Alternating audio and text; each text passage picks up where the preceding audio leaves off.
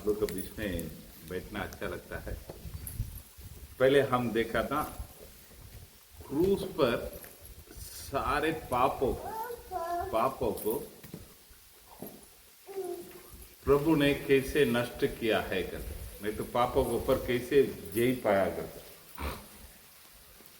अब हम देखने वाला है इसके पहले से शैतान बहुत सारे बीज इस संसार में बो कर रखा,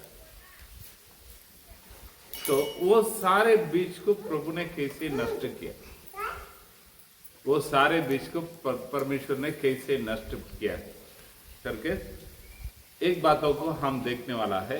यीशु मसीह को क्रूस में मारने के समय 3 किला लोहा का किला से मारा। ठीक है, क्रूस के विषय में हम स्टडी करेंगे तो क्रूस में क्या क्या चीज है कर बोले हाँ, तो 3 चीजों को रखकर स्टडी करता है। पहले चीज है ना, क्रूस को ऊपर एक नेम बोर्ड INRI देखा, वो क्या है कर एक स्टडी है। मैं इसके पहले आप लोगों को ये सिखाया एक बार। और दूसरा एक है क्रूस में क्या चीज करके देखेगा तो कांटे का मुकुट, तो वो भी मैं एक सिंपल सादा बोलकर इसका आगे के जाता हूं। कांटे का मुकुट क्यों यीशु मसीह को रखा गया, रखने का वजह क्या था?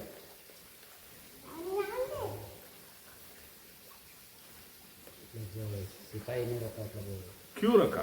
जैसे चिढ़ाने के लिए राजा राजा करके। हाँ, राजा, क्योंकि बाइबल में पढ़ेंगे मत्ती के सुसमाचार में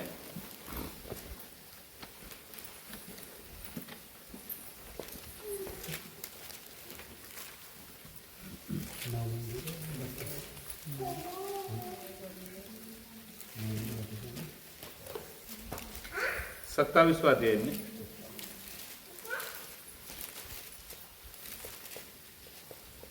29वां वचन को पढ़ेंगे। 29। कांटों का मुकुट गूंथकर उसके सिर पर रखा और उसके दाहिने हाथ में सरकंडा दिया और उसके आगे घुटने टेककर उसे ठट्ठों में उड़ाने लगे और कहा, हे यहूदियों के राजा नमस्कार। क्या बोला है? कांटा का मुकुट रखने का मेन रीजन वो यहूदियों का राजा कर टट्टा करने, बराबर। ये क्यों रखा गया है बोले हाँ, तो मजाक मस्ती से टट्टा करने के लिए रखा गया है। ये बाइबल में पढ़ते हैं, लेकिन ये सच में क्यों रखा गया है कर देखेंगे तो कांटा हमेशा किस वास्तव को दर्शाता बोलेगा तो उत्पत्ति में आई, उत्पत्ति 3 में 17 और 18 को पढ़िए। आदम ने उससे कहा, तूने जो अपनी पत्नी की बात सुनी और जिस वृक्ष के फल के विषय में मैंने तुझे आज्ञा दी थी, तो उसे न खाना, उसको तूने खाया है, इसलिए भूमि तेरे कारण शापित है। तो उसकी उपज जीवन भर दुख के साथ खाया करेगा और वह तेरे लिए कांटे और उटकटारे उगाएगी और तू खेत की उपज खाएगा। आगे और अपने माथे के वापस 18 को पढ़ो। 18 वह तेरे लिए कांटे और उटकटारे उगाएगी, वो तेरे लिए कांटे और उटकटारे उगाएगी। यानी कांटे बोलेगा तो किसका चिन्ह बोलेगा तो पृथ्वी, नहीं तो भूमि श्रापित है। जब परमेश्वर ने पृथ्वी को बनाने के समय कांटा नहीं था, ठीक है। तो कांटा को देखेंगे तो हम ये बातों को समझ लेने का है। क्या बात? श्राप। कांटा बोलेगा तो क्या है? श्राप। ठीक है, हम पढ़ते हैं। आइए पहले कुरिन्थियों में 15वां अध्याय में आइए।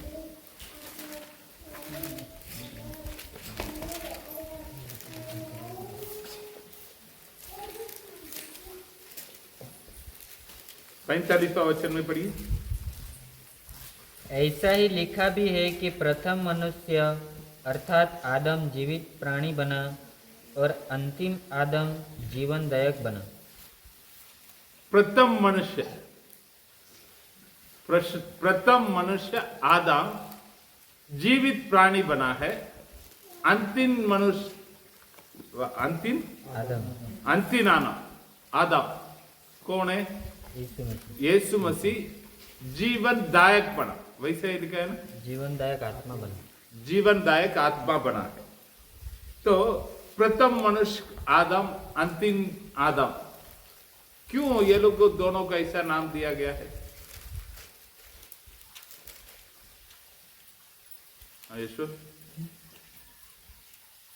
संसार में कितने लोग जन्म हुआ है? पहले आदम, दूसरे आदम करके यीशु मसीह को दूसरे आदम, पहले आदम करके आदम को दिया गया। क्यों ऐसा?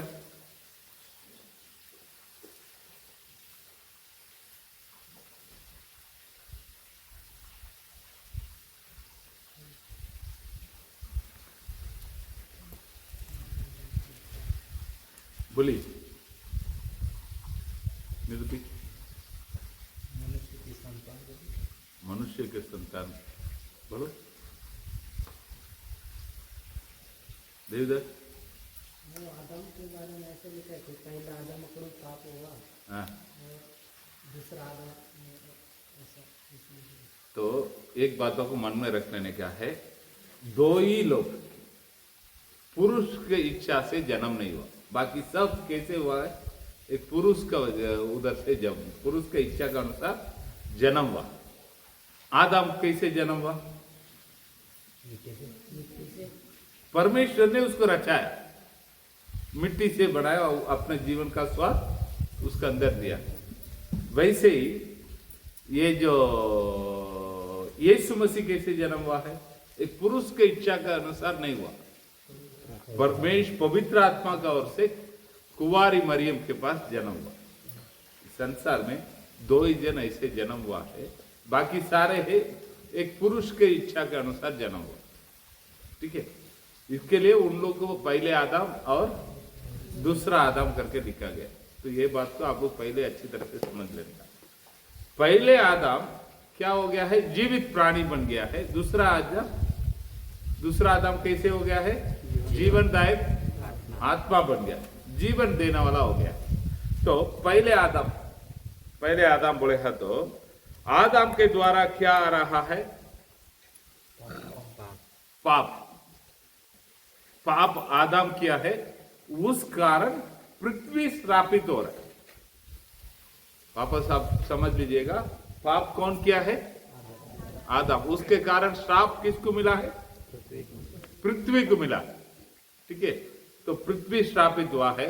पृथ्वी श्रापित हुआ है कर श्राप का चिन्ह क्या है? कांटा। श्राप का चिन्ह क्या है? कांटा है। तो उस श्रापों को यीशु मसीह क्रूस में बिठाने का, तो इसीलिए वो कांटा का मुकुट बनाकर उसको ऊपर रखता है। कांटा का मुकुट बनाकर उसको ऊपर रखता है। ठीक है, यीशु मसीह की क्यों इस दुनिया में आया है करके बोलेगा, तो दूसरा कोरिन्थियों में 5:21 में क्या लिखा है? पढ़िए।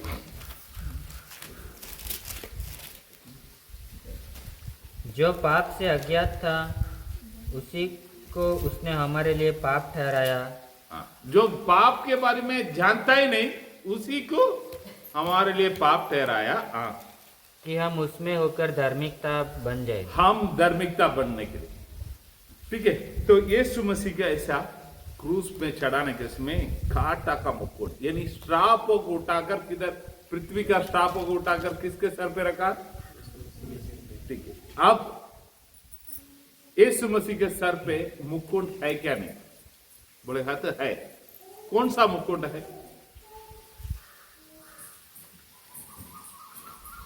कांटे का मुकुट अभी भी है क्या? दूसरा कुछ मुकुट है? समझ में नहीं आ रहा? यीशु मसीह का सर पे अभी मुकुट है क्या? नहीं है। तो कौन सा मुकुट है? कांटे का मुकुट है क्या? मुकुट नहीं है। हाँ? हाँ? मुकुट नहीं है। नहीं। ठीक है, बाइबल में पढ़ेंगे, प्रकाशित वाक्य में 14 को पढ़िए।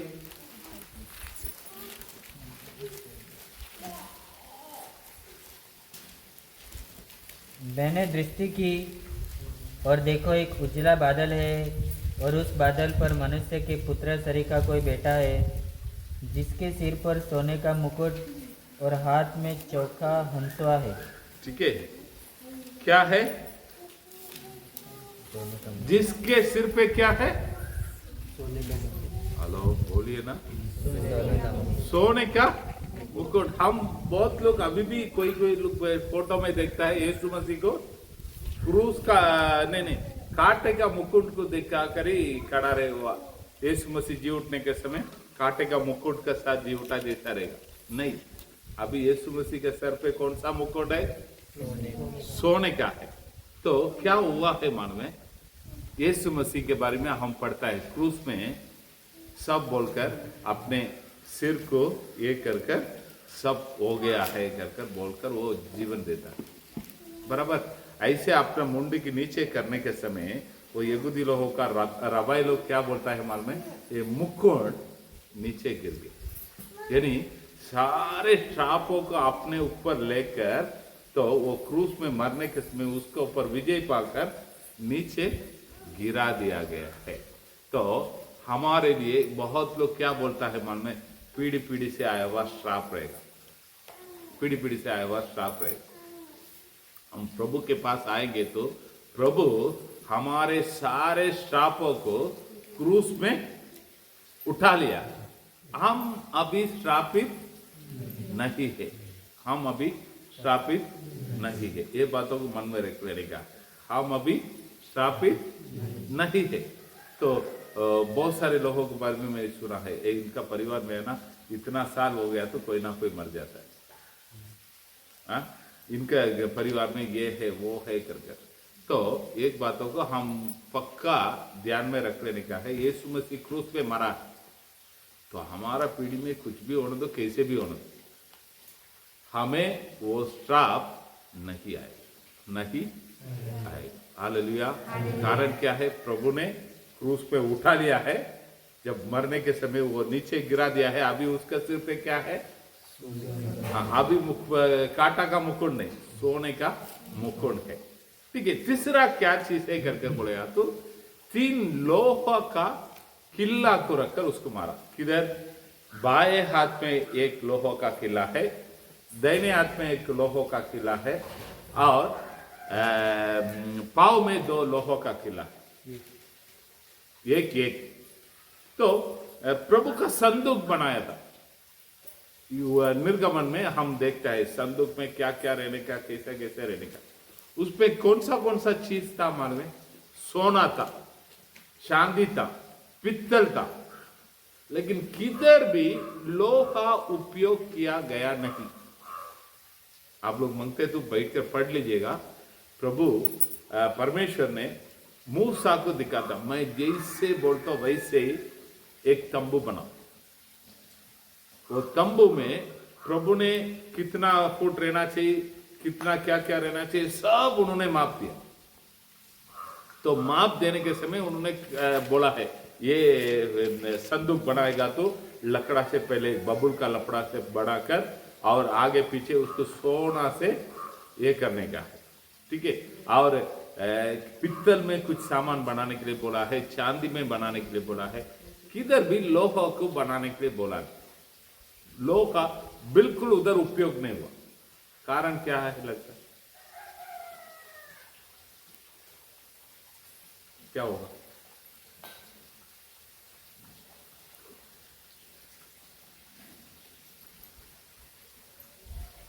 बोलो भाई, ये बच्चों, लोहा पाप को दर्शाता है। जंग पकड़ता मान में, एक जगह पर जंग पकड़ेगा तो वो बढ़ते जाएगा। समझ में आ रहा है? खट्टा, एक अच्छा आटा में थोड़ा बहुत खट्टा आटा को डालेगा तो क्या हो जाता है? सबको बिगाड़ देता है। ये पाप को दर्शाता है। वैसे लोहा पाप को दर्शाता है। ठीक है, तो ये क्यों उधर उपयोग किया गया है? उससे हमें क्या लाभ मिला है? हमें क्या लाभ मिला है करके बोलेगा तो हमने पहले के वचन में सुना था, सारे संसार का पाप प्रभु यीशु मसीह के ऊपर डाल दिया गया। जो अगर सांप ने काटा किसी को, वो लोग क्या देखने का है? पित्तल का सांप को उठकर देखने का है। जब देखेगा तो कितना भी बड़े जहरीला सांप है, उसका जहर शरीर में काम नहीं करता। तो इससे हम क्या बातों को सीखा है?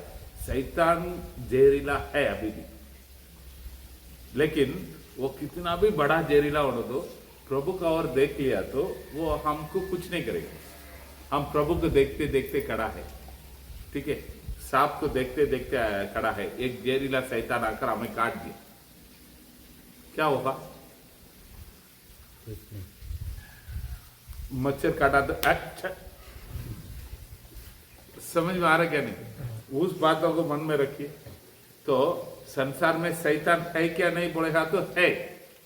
शैतान अभी भी लफड़ा करते हैं क्या नहीं करता बोलेगा तो करते। हमारे बीच में आकर कार्य करते क्या नहीं करता बोलेगा तो करते हैं।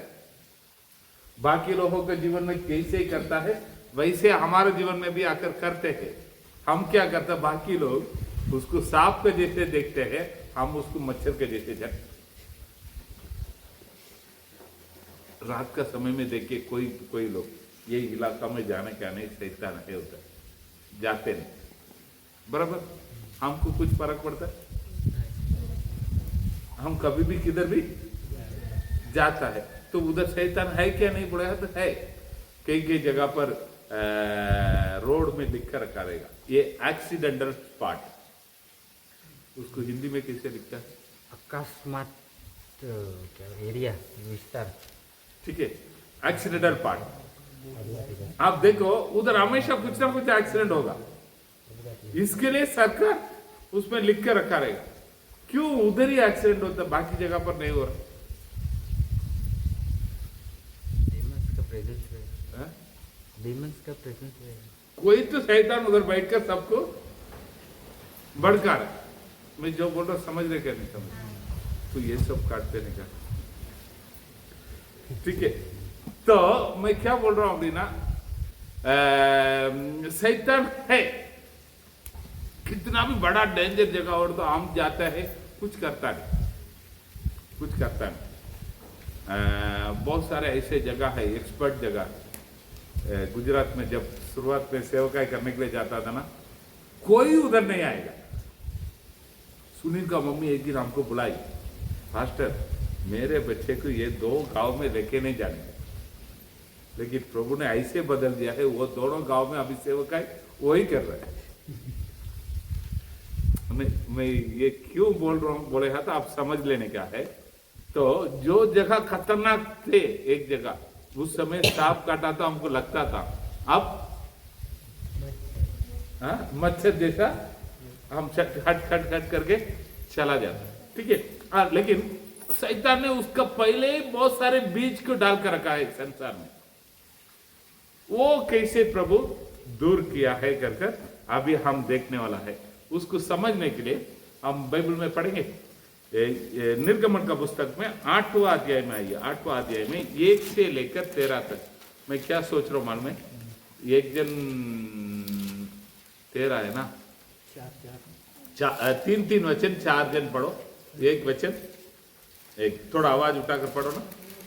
तब यहोवा ने फिर मूसा से कहा, फिरौन के पास जाकर कहा, यहोवा तुझसे इस प्रकार कहता है, मेरी प्रजा के लोगों को जाने दे जिससे वे मेरी उपासना करें, परंतु यदि उन्हें जाने न देगा तो सुन, मैं मेंढक भेजकर तेरे सारे देश को हानि पहुंचाने वाला हूँ, और नील नदी मेंढकों से भर जाएगी, और वे तेरे भवन में और तेरे बिछौने पर और तेरे कर्मचारियों के घरों में और तेरी प्रजा पर वरन तेरे तंदूरों और कठौतियों में भी चढ़ जाएंगे।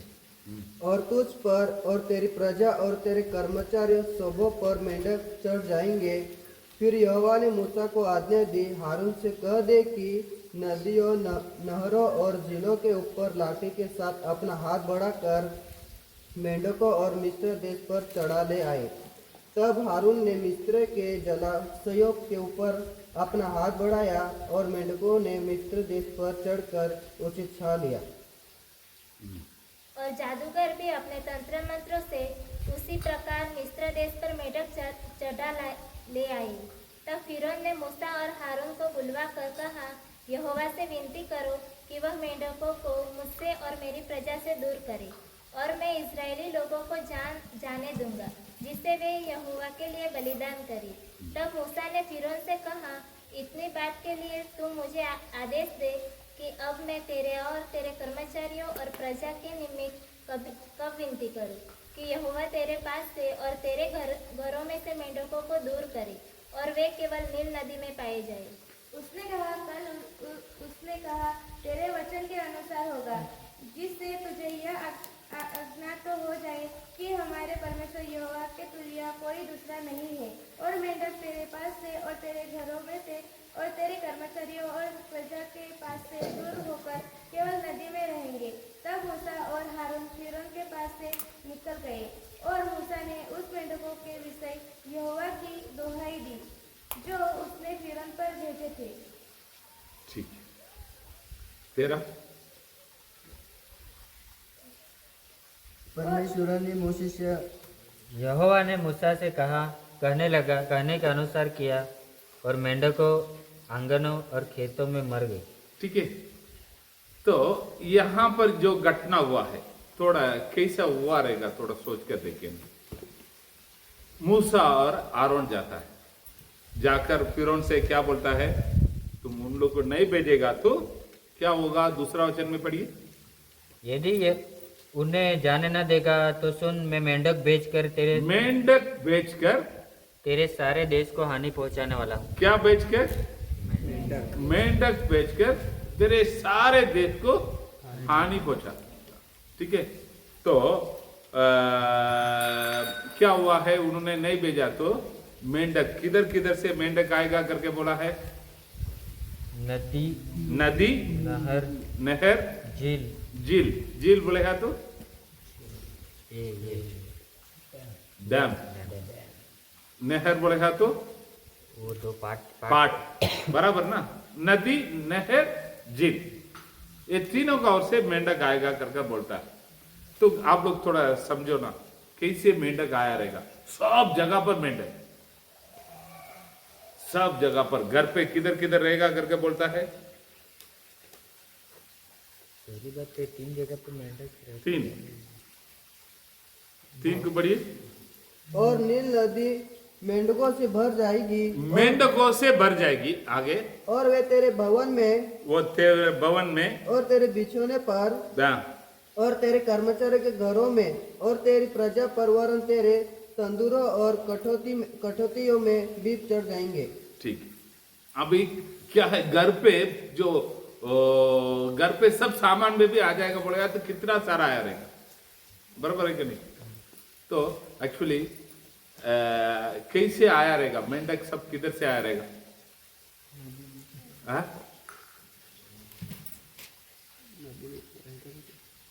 बोलिए ना।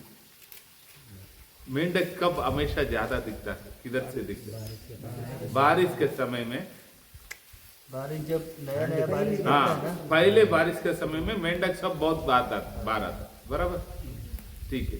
लेकिन इधर क्या हुआ है मालूम है, ये हम हमारा सोच से भी बात क्या है ना। आरोन ने अपने लाठियों को किसके ऊपर उठाता है, नदी के ऊपर और नहर के ऊपर और झील के ऊपर, तीनों के ऊपर उठाया। हमेशा बाइबल पढ़ने के समय कोई कोई चीजों का मतलब बताता है। ठीक है। एकदम शांत पानी किसको दिखाता बोलेगा तो पवित्र आत्मा को बताता। एकदम तेज दौड़ कर आता ना, एकदम क्या बोलता उसको, तूफान नहीं, फ्लड जैसा आता ना। हाँ, ठीक है। वो सब पानी है ना, दुष्ट लोगों को बताता। किसको? दुष्ट लोगों को। अभी नदी में बोलेगा तो एकदम शांत पानी रहेगा, लगता है नहीं, बराबर ना। तो मूसा ने, आरोन ने अपने लाठी को उसके ऊपर उठाया तो क्या हो रहा है, नदी से एक मेंढक आए, नदी से, पाट से एक मेंढक आए। और तीसरा किधर से आया है? झील से आया। लेकिन यहां पर क्या लिखा है तीसरा वचन में? नील नदी में, पढ़ो। और नील नदी मेंढकों से भर जाएगी। नील नदी मेंढकों से भर जाएगी। हमको क्या लगता है पूरा मेंढक कहां से आया है? नील नदी से आया है करके। लेकिन आप लोग ये क्या हुआ है कर ये बातों को अच्छी तरह से समझ देखा तो हिब्रू बाइबल में लिखा है नील नदी से एक मेंढक आया। कितना मेंढक आया? एक मेंढक।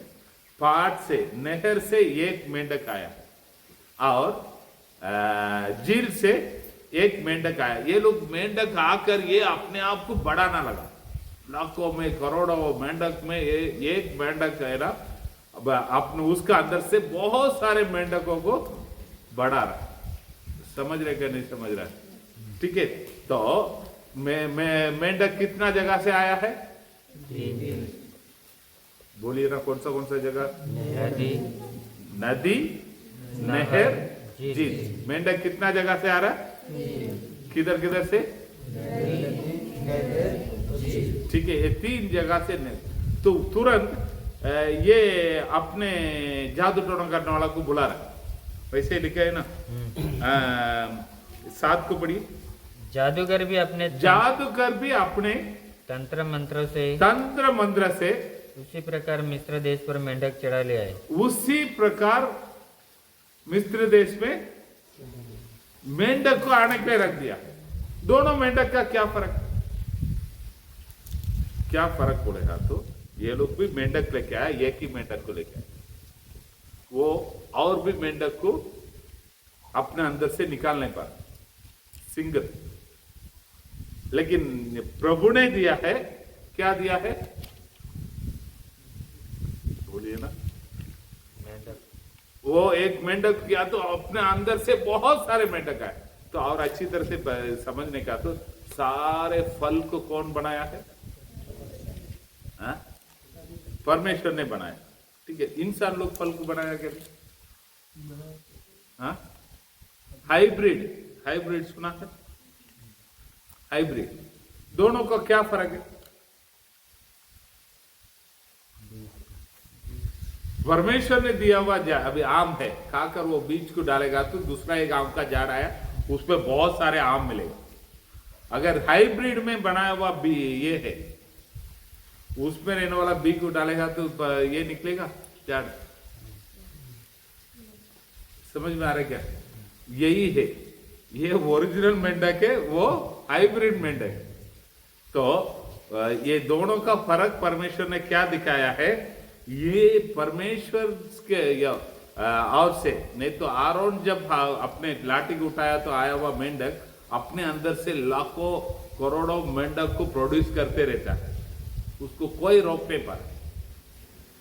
जादूगर का ओर से आया हुआ मेंढक क्या है? एक मेंढक को रखा है, तो एक मेंढक भय करके उधर आग करा, तब तक इधर से फैलते क्या। दोनों का फर्क दिखाई देना चाहिए ना। वैसे लाठी को भी बताया था। लाठी कितने लोग देखा है जाकर जो किंग कोबरा दूसरा सांप को खाता है? वीडियो देखा क्या? नहीं दिखाया? एक दो जन को दिखाकर छोड़ दिया है। मैं देखा था, लेकिन वो किंग कोबरा नहीं था, दूसरा कुछ था। ये इधर काला काला निकलती है ना पोषण से, वो था, वो दूसरे सांपों को खा रहा था। ठीक है, मैं क्या बोल रहा हूँ, इधर देखिएगा तो ज्यादा करके किंग कोबरा देख सकता है, दूसरा कोई भी सांप को खा जाता है। तो वैसे प्रभु का लाठी सारे सांपों को खा लिया था, बराबर ना। तो यहां पर देखेंगे तो मेंढक आ रहा है, इधर बहुत सारे मेंढक बढ़ते रह रहे, उन लोग का 2-3 मेंढक बप करके खड़ा। दोनों का फर्क यही है। ठीक है। तो मेंढक किस चीजों को दर्शाता है करके बोला जाता है? इधर देखिए, मेंढक किस बातों को दर्शाता है करके बोला जाता तो प्रकाशित वाक्य में 16 में 13 को पढ़ेंगे।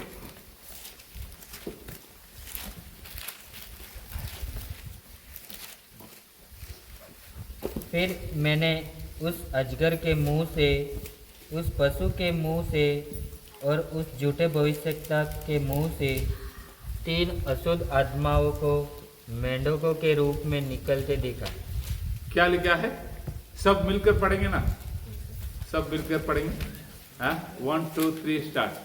फिर मैंने मुंह से उस पशु के मुंह से झूठे और उस झूठी भविष्यद्वक्ता के मुंह से 3 अशुद्ध आत्माओं को मेंढकों के रूप में निकलते देखा। किसका किसका मुंह से? अजगर के मुंह से, पशु के मुंह से, झूठे भविष्यद्वक्ता के मुंह से कितना अशुद्ध आत्मा निकलता है? 3 अशुद्ध आत्मा को कौन सा रूप में आता है? तो मेंढक किस बातों को दर्शाता है? दुष्ट आत्मा। बोलिए ना मुंह खोलकर। दुष्ट आत्मा। दुष्ट आत्मा बोलेगा तो क्या है? मेंढक। उसका काम क्या है? दुष्ट आत्मा का काम पाप को लेके आने का। ठीक है, वो दुष्ट आत्मा बोलेगा तो दोष लगाने वाला, शैतान बोलेगा तो। दुष्ट आत्मा का काम क्या है? लोगों को पाप में गिराने का काम। तो वापस बताइए, कितना मेंढक बाहर आया? 3। किधर किधर से? नदी, नहर, झील से 3 मेंढक आया। बराबर। प्रकाशित वाक्य में क्या बताता है? अजगर के मुंह से 1 आया है, पशु का मुंह से 1 आया है, झूठे भविष्यद्वक्ता के मुंह से 1 आया है। 3 दुष्ट आत्मा किसके रूप में आया है? तो मेंढक किसको दर्शाता है? दुष्ट आत्मा। दुष्ट आत्मा का काम क्या है? लोगों को पाप में गिराना। लोगों को पाप में गिराने। तो आप ये बातों को मन में रख लीजिएगा। तो 3 मेंढक बाहर आए, वो 3 मेंढक मूल है, उसके ऊपर से बहुत सारे मेंढक आने लगा। 3 मेंढक, उसका अंदर से बहुत सारे मेंढक आने लगा। वैसे इस संसार में भी 3 बड़ा पाप है। कितना बड़ा पाप है? बोलिए ना। तो उस 3 पाप का अंदर बहुत सारे पाप है। समझ में आ रहा क्या? नहीं। 3 पाप के अंदर बहुत सारे पाप है। कौन सा पाप है? कौन कौन बोलेगा? पहले यूहन्ना में 2 अध्याय में 16वां वचन। पहले यूहन्ना में 2 अध्याय में 16वां वचन।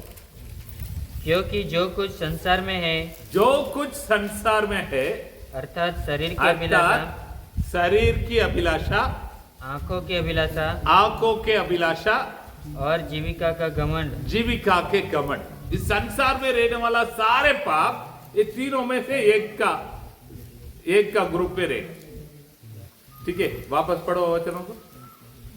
क्योंकि जो कुछ संसार में है, अर्थात शरीर की अभिलाषा, हाँ, और आंखों की अभिलाषा, हाँ, और जीविका का घमंड, जीविका का घमंड, वो पिता की ओर से नहीं, वो पिता के ओर से नहीं। किसका ओर से नहीं? पिता के ओर से नहीं। और किसका ओर से है? परंतु संसार ही की ओर से है। संसारी की ओर से नहीं, तो शैतान के ओर से। तो अभी पहले से पढ़ देखेंगे कितना मेंढक निकला है? 3। वो 3 मेंढक से कितना लाखों करोड़ों मेंढक आ गया। ठीक है, मेंढक किसको दर्शाता है? दुष्ट आत्मा। दुष्ट आत्मा। दुष्ट आत्मा का काम लोगों को पाप में गिराना। पाप में गिराने का है। इस संसार में 3 प्रकार की पाप, मतलब 3 प्रकार की बड़े पाप है। उस पाप है, कितना पापों को दर्शाता है? करोड़ों करोड़ों का। ऐसा कैसा है करके बोलेगा तो मैं बता दूं। पहले पाप का नाम क्या दिया है? शारीरिक अभिलाषा। शारीरिक अभिलाषा। शारीरिक अभिलाषा बोलेगा तो शरीर का इच्छा को पूरी करने के लिए, शरीर का इच्छा को पूरी करने के लिए। वो इच्छा कैसे पूरा होता है? दूसरा एक शरीर से। तो व्यभिचार और वेश्या, ये सारे, इसमें आपको उदाहरण के लिए 2 बोल रहा हूं। ये रिलेटेड बहुत सारे लफड़ा किसके अंडर आता है? शारीरिक अभिलाषा। दूसरा आंखों के अभिलाषा, आंखों का अभिलाषा बोले तो क्या है?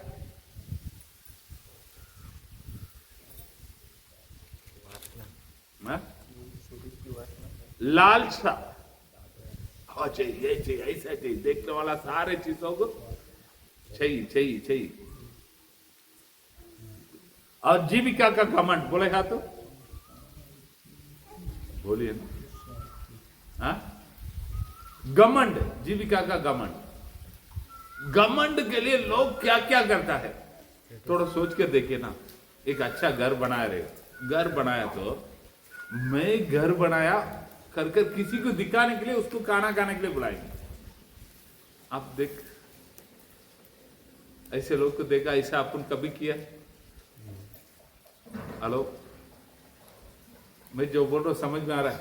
मैं घर बनाया है तो मैं घर बनाया तो ठीक है कि मेरा घर को दूसरे को दिखाने का, दिखाकर मेरा ये घमंड को दिखाने के लिए उसको खाना खाने के लिए बुलाएंगे। एक बार आने के बाद उसको कुत्ता भी पूछेगा नहीं, बात पे वो रहने दो मारना दो, हमको क्या करने का।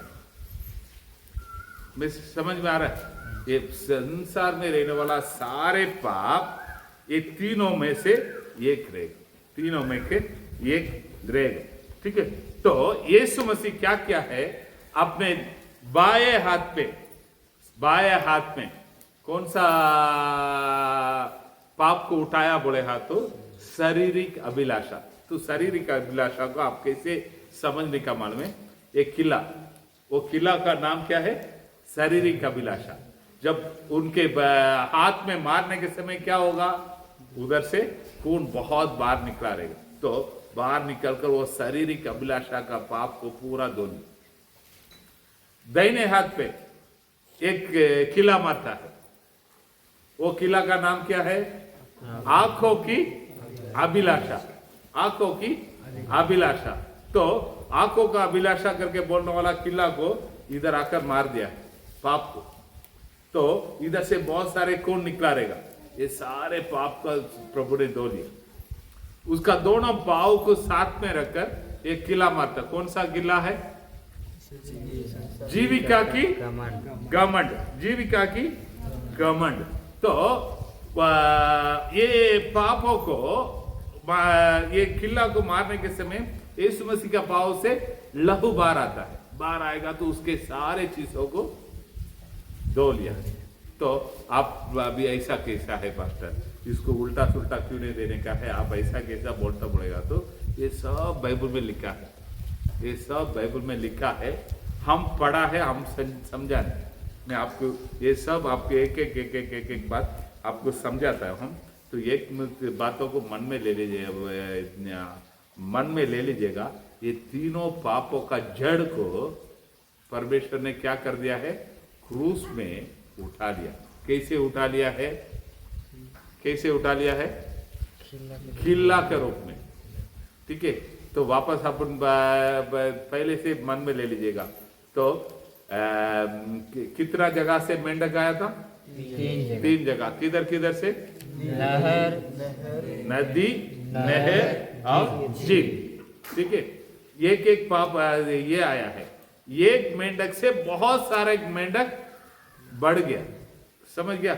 तो मेंढक किसको दर्शाता है? दुष्ट आत्मा को, नहीं तो पाप को। तो 3 तरीका का पाप बाइबल में बताया गया है। ये 3 तरीका का पाप से बाकी सारे पाप इसमें से एक ना किधर कौन सा ग्रुप में रहेगा, बस संसार में रहने वाला। ठीक है, तो ये तीनों पापों को प्रभु अपने शरीर में ले लिया। थोड़ा सोच कर देखिए, विपचार पाप यीशु मसीह का सोच में भी आया नहीं होगा, लेकिन वो पाप भी उसने उठा लिया। लालसा, लालसा ये है नहीं, पूरा संसार उसका ही, वो पाप को भी उन्होंने उठा लिया। घमंड है, प्रभु क्या जाकर किसके पास घमंड करने का क्या जरूरत है? वो बातों को भी उन्होंने उठा लिया। ठीक है, पहले बाएं हाथ में मारा हुआ क्या है कर देखते हैं। बाएं हाथ में मारा हुआ किला किसको दर्शाता है? शारीरिक अभिलाषा। शारीरिक अभिलाषा बोले तो खतरनाक पापों में एक बड़े पाप, उसका लिस्ट में आता, पहले आता है वेश्य, नहीं उसके बाद व्यभिचार, और बहुत सारे छोटा मोटा बहुत सारे चीज है उसके अंदर, ठीक है। तो शारीरिक अभिलाषा में एक व्यक्ति पड़ने से उसका क्या नुकसान होगा लगता है?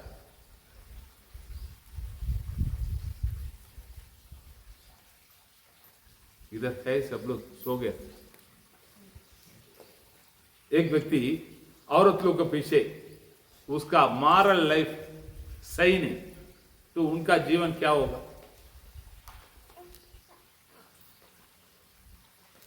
क्या होगा मालूम है? वो अपने सारे धन संपत्ति को खोए। ये संसार का नियम। औरत लोग के पीछे गया तो कभी जिंदगी में वो सुधरने वाला नहीं। सुना है ये बात? तो पैसे को बर्बाद कर देता है। बाइबल क्या बताता है मालूम है? लूक का सुसमाचार में पढ़िए 15वां अध्याय में 30वां वचन को।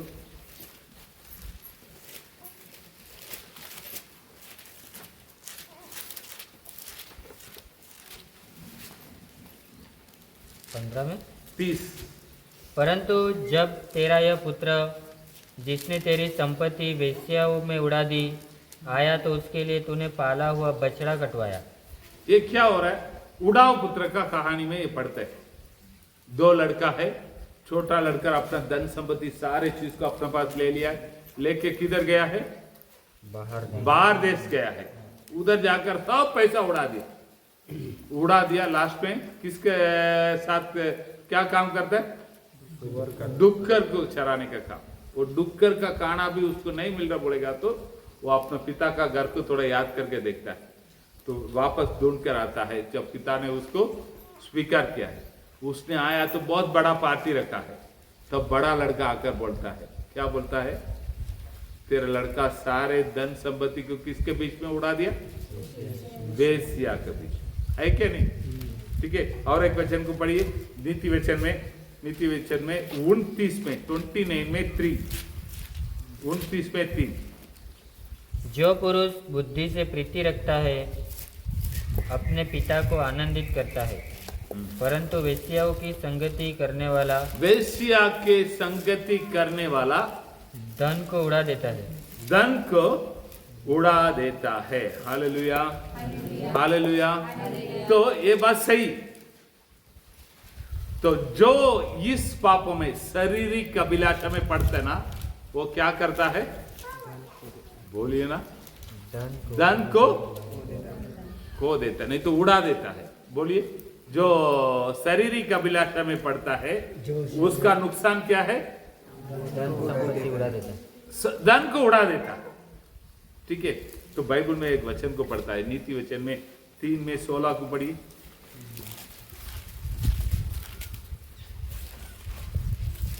उसके दाहिने हाथ में दीर्घायु और उसके बाएं हाथ में क्या है? धन और महिमा है। धन और महिमा है। बाएं हाथ में कौन सा किला मारा गया? धन और महिमा। नहीं, बाएं हाथ में कौन सा किला मारा गया? शारीरिक अभिलाषा करके एक किला इसमें मारा गया। तो शारीरिक पापों को प्रभु साफ करने से, उसको दूर करने से क्या मिलने वाला है? प्रभु का बाएं हाथ से क्या मिलने वाला? धन और महिमा। लिखा है क्या नहीं? तो एक व्यक्ति शारीरिक पाप में पड़ने से उसको क्या मिलता है? धन और महिमा को खो लेता है, क्योंकि सबको इज्जत करता है, लेकिन जो उसका मॉरल लाइफ सही नहीं, उसको कोई भी इज्जत नहीं करता है। कितना भी बड़ा होना तो ना, बोलते क्या नहीं, दूसरा शादी करेगा तो थोड़ा ऊपर नीचे देखता है, नहीं देखता है? कितना भी पैसा वाला होना तो एक व्यक्ति सही नहीं, बराबर ना? तो प्रभु के पास आएंगे तो वो सारे पापों को, भले हमने कितना बड़ा पहले आने के पहले कितना सारे पाप किया होगा, लेकिन सारे पापों को प्रभु क्षमा करता है। इसके लिए बार बार करके वापस लपड़ा करूंगा कर नहीं। तो ये बातों में भी मन में रख लेने का। बाइबल क्या बताता है? शारीरिक अभिलाषा में जो पड़ेगा वो धन और संपत्ति को खो लेता है। तो वही बातों को, उसके बाएं हाथ प्रभु के पास आने वाला को क्या चीज को देता है? धन और महिमा। धन और महिमा को देता है। ठीक है। अभी दाहिने हाथ पे आएंगे। दाहिने हाथ कौन सा पाप को उठाया करके बोला था? आंखों के आंखों के अभिलाषा, आंखों के अभिलाषा बोलेगा तो लालसा। ठीक है, मुझे लालसा है क्या नहीं, कैसे पता चलेगा? प्राण तृप्त नहीं रहेगा। तृप्त नहीं रहेगा। और आंखों की मतलब मैं जो जो अच्छी चीज देखूंगा उसके ऊपर मेरा ये हो जाएगा। वो आंखों का अभिलाषा है। यशवंत को आंखों का अभिलाषा, लोभ नहीं कर कर कैसा टेस्ट कर सकता है? जो है हाँ? उसमें क्या क्या क्या? कोई डॉक्टर के पास लेके जाने का? हाँ। चलते चलते कुछ पैसा हाँ? देखा, कुछ चीज देखा, जो है उसी में तृप्त रहेगा। तो जो है उसी में तृप्त रहने का। बच्चे लोग, तुम लोग बोलो ना, तुम लोग ये एक्सपर्ट है आंखों का अभिलाषा के लिए। हाँ? बोलो बोलो, चलेगा।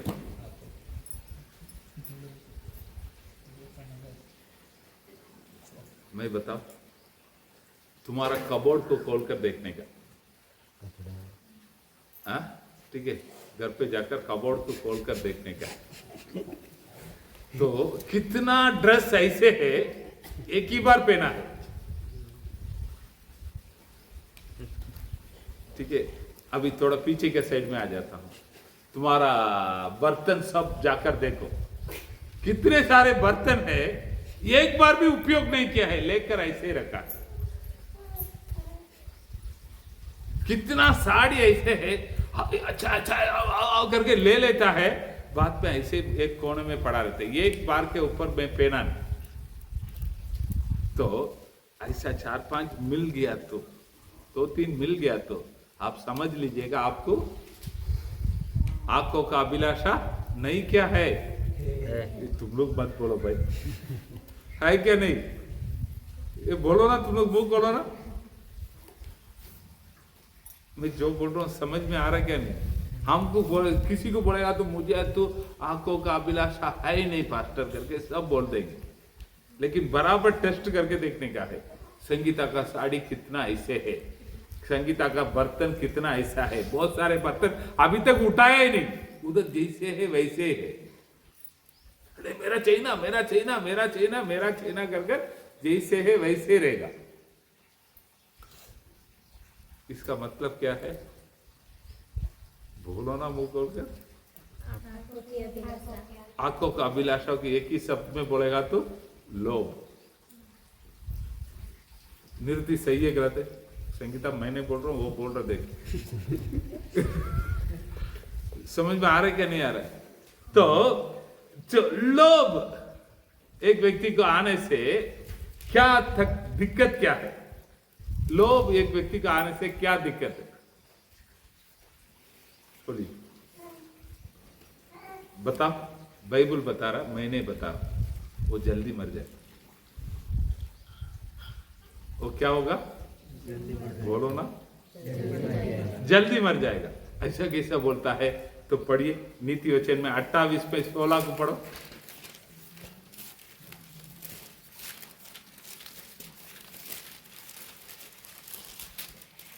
जो प्रधान मंद बुद्धि का होता है वही बहुत अंधेर करता है। जो लालच का बैरी होता है वह दीर्घायु होता है।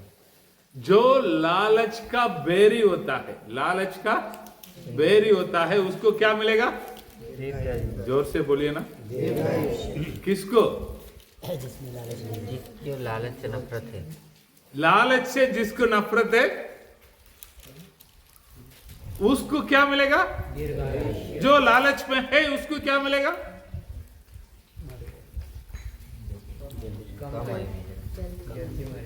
कम आयु। जोर से तो बोलो ना। दीर्घायु से तो क्या करने का है? लालच की बेर है। बाइबल में है क्या नहीं? पहले तीमुथियुस में आइए 6वां अध्याय में 6वां वचन से लेकर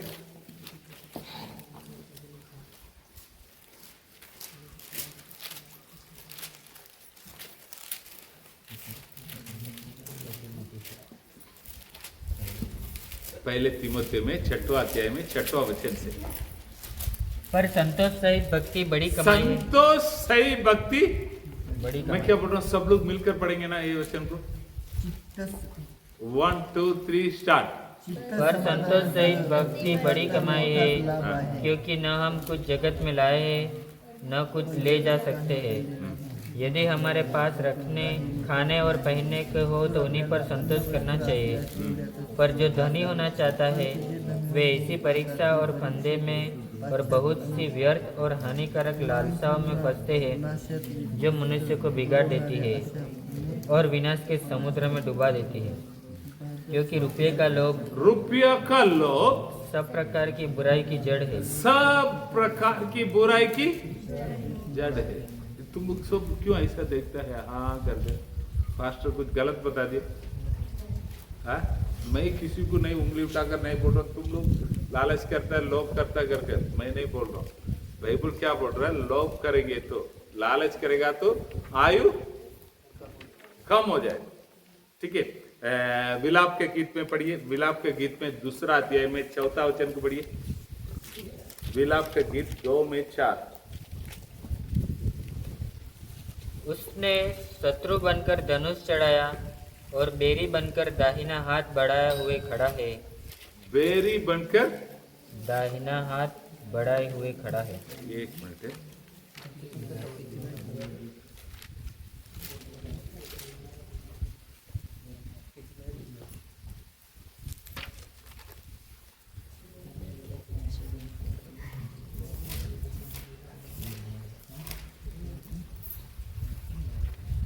वापस पढ़ो। उसने शत्रु बनकर धनुष चढ़ाया और बेरी बनकर दाहिना हाथ बढ़ाए हुए खड़ा है। ठीक है, आगे। और जितने देखने में मन भावने थे उन सबको उसने घात किया। देखने का मन भावने था, उस सबको घात किया। घात किया है। कौन? प्रभु के बारे में बता रहा है। दाहिने हाथ से ये लालच का, नहीं तो लोभ का, नहीं तो जीविका, नहीं आंखों के अभिलाषा को प्रभु दष्ट किया। हालेलुया। तो प्रभु यीशु मसीह दाहिने हाथ में किला ठोका गया, तो हमें क्या आशीष उससे मिलता है? दीर्घायुष्य। जोर से बोलिए ना, दीर्घायुष्य। नीति वचन 3 में 16 को वापस पढ़िए। उसके दाहिने हाथ में दीर्घायु है। उसके दाहिने हाथ में क्या है? उसके किसके दाहिने हाथ में? प्रभु का दाहिने हाथ में दीर्घायुष्य। उसके बाएं हाथ में क्या है? धन और महिमा। धन और महिमा है। हालेलुया। तो प्यारे लोग, एक बातों को मन में रख लीजिएगा, हमारा जीवन एकदम सही रहना चाहिए, हमारा मॉरल लाइफ एकदम क्लियर रहना चाहिए, तो धन और महिमा मिलेगा। हम लालच नहीं बनेंगे। बहुत लोग हैं हमारा गांव में, हम देखा है, एक एक व्यक्ति के पास 5 गाड़ी 6 गाड़ी, एक ही व्यक्ति के पास। अगर चाहिए तो रखना गलत नहीं, लाइन में खड़ा रहेगा। एक एक व्यक्ति के पास, एक एक औरत लोग के पास कपड़ा देखने का है, कितना सारे कपड़ा है। हाँ, रोज साड़ी पहनकर जाता है वो लोग, ज्यादा कपड़ा रखता है, मैं ना नहीं बोलता हूँ। लेकिन कोई कोई लोग देखेगा ना, साड़ी पहनेगा ही नहीं, जो भी नया मॉडल आएगा लेकर रख देगा। ऐसे भी लोग हैं ना। कपड़ा, लड़की लोग क्यों कपड़ा लेता है? दूसरे ने ले लिया, मैं भी लेने का, बराबर। ये फैशन आ गया, लेना पड़ेगा। ठीक है, आपके लोग, अपने लोग बहुत अच्छा है ये सब माहौल में। मैं मेरे गांव का बारे में बात करता हूँ। ठीक है, अब क्या है, पाव दोनों को साथ में रखकर एक किला मारा गया। ये किला का नाम क्या दिया था? जीविका का घमंड। जीविका का घमंड। ऐसे नबी की किताब में 28 में 3 को आई।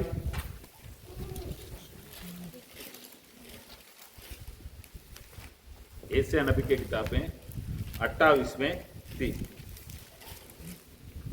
एप्रेमी मत वालों के घमंड का मुकुट पांव से लताड़ा जाएगा।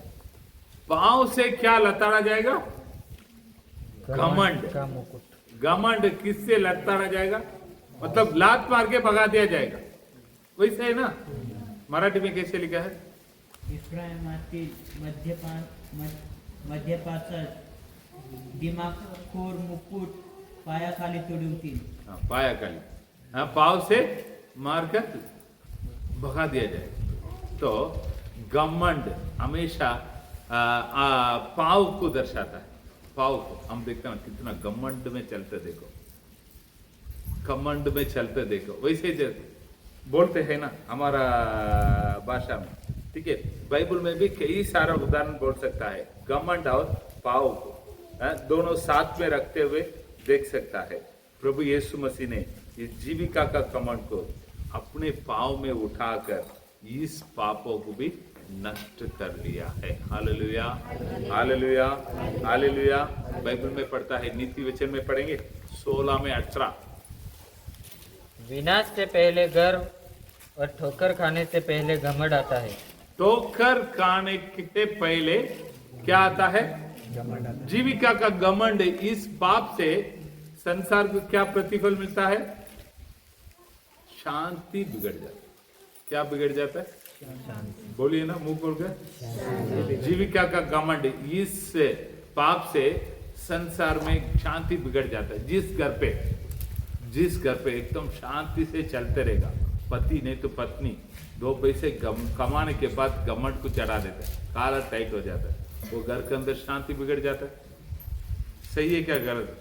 आप देखिए, सब एक अच्छी तरह से जाता रहेगा, एक दोस्त का ग्रुप अच्छी तरह से रहेगा, एक व्यक्ति को घमंड चढ़ गया, उधर लफड़ा शुरुआत हो जाता है। घमंड जिधर भी आता है उधर क्या हो जाता है? शांति बिगड़ जाता है। घमंड आएगा तो क्या हो जाता है? शांति बिगड़ जाता है। हालेलुया। रोमियो का पत्रिका में 16 में 20 को पढ़िए।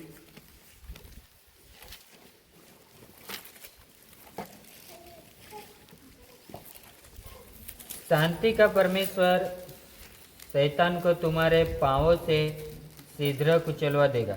क्या लिखा है? शांति का परमेश्वर शैतान को तुम्हारे पांवों से शीघ्र कुचलवा देगा। शीघ्र कुचलवा दे। हेलो, पाव में क्या है? शांति। देख, पाव में शांति है, घमंड। इसीलिए प्रभु यीशु मसीह का पाव में एक किला ठोका गया है। तो एफेसियों का पत्रिका में 6 में 15 को पढ़िए। एफेसियों का पत्रिका में 6 में 15। और पाँव में मेल के सुसमाचार की तैयारी के जूते पहनकर। ठीक है, पावों में क्या है? मेल की सुसमाचार की जूता। हमेशा पाव का आशीष क्या है? मेल, शांति। हेलो, इधर है। पाव का आशीष क्या है? शांति। यीशु मसीह अपने पाव में किला ठोका गया, नहीं तो जीविका का घमंड को उठा लिया तो हमें क्या प्रतिफल मिलता है? शांति मिलता है। ठीक है, पहले से बोलेंगे। ये अब ये बातों को आप समझ लीजिएगा, यही पूरा बाइबल का ये इतिहास है। नहीं तो ये वचन का ये कंक्लूजन ये क्या है? मिस्र देश में कितना जगह से मेंढक आया है? किधर से? नदी, नहर, झील। कितना मेंढक आया है? 3 मेंढक आया है। 3 मेंढक आकर बहुत सारे मेंढकों को उत्पन्न कर दिया, बराबर ना? तो इस संसार में कितना पाप है? 3 तरीका का पाप। कौन सा पाप है? शारीरिक अभिलाषा, आंखों की अभिलाषा, जीविका की घमंड। ठीक है, तो मेंढक किसको दर्शाता है? दुष्ट आत्मा का। दुष्ट आत्मा का काम लोगों को पाप में गिराने का। यानी 3 दुष्ट आत्मा 3 बड़े बड़े पापों को पकड़ के रखा है। कौन सा पाप है? शारीरिक अभिलाषा है, आंखों के अभिलाषा है, जीविका की घमंड है। यीशु मसीह ये तीनों पाप को पकड़कर किधर मारा? उनके बाएं हाथ में कौन सा अभिलाषा को मार दिया है? शारीरिक अभिलाषा से एक व्यक्ति को क्या मिलता है? धन और महिमा। शारीरिक अभिलाषा से क्या मिलता है? धन संपत्ति को देता है। धन संपत्ति को खो देता है। यीशु मसीह उसके दाहिने हाथ से उसको क्या देता है? धन और वो उसके पापों को अपने पास उठा लिया है, उसको धन और महिमा को देता है। बाएं हाथ में क्या किला ठोका गया है? आंखों की अभिलाषा। आंखों का अभिलाषा से एक व्यक्ति को क्या मिलता है? कम आयु जल्दी मर जाता है। कम आयु जल्दी मर जाता है। प्रभु यीशु मसीह दाहिने हाथ से किला ठोकने से उसको क्या देता है? दीर्घायु। दीर्घायुष। बोलिए ना जोर से, दीर्घायुष। और पाव में क्या किला को प्रभु यीशु मसीह में ले लिया? जीविका का घमंड। बोलने वाला पापों को वो किला को अपने पाव में ले लिया है। तो जीविका का घमंड से एक व्यक्ति के जीवन में क्या मिलता है? शांति बिगड़ जाती है। शांति बिगड़ जाता है। यीशु मसीह उठाकर शांति को देता है। हालेलुया। तो यही बातों को पहले को यूहन्ना में 3:8 क्या बताता है?